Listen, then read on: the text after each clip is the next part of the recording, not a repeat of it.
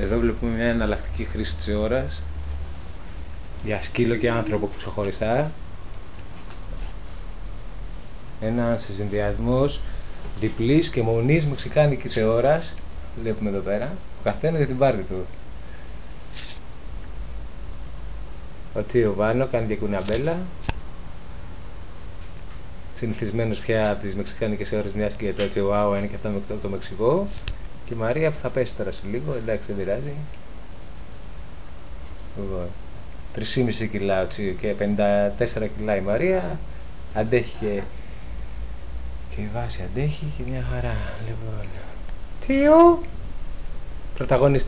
Ο γνωστός πρωταγωνιστής στα βίντεο της αιώρα, από τις ώρες La Casa de Hamacas, ο Τσίο.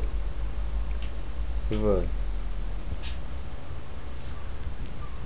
σήμερα παραλάβαμε τις καινούργιες ώρες σε πάρα πολλά μεγέθη και χρώματα και βλέπετε τι χάμας γίνεται εδώ πέρα. Πολύ μεγάλες, με χοντρό σκηνή, λεπτό σκηνή και μια καινούργια πρωτοποριακή ιδέα δικιά μας να είναι πολύχρωμες στις άκρες. Όπως βλέπετε όλες οι λούπες δεν είναι μονόχρωμες όπως ήταν πριν, αλλά πολύχρωμες.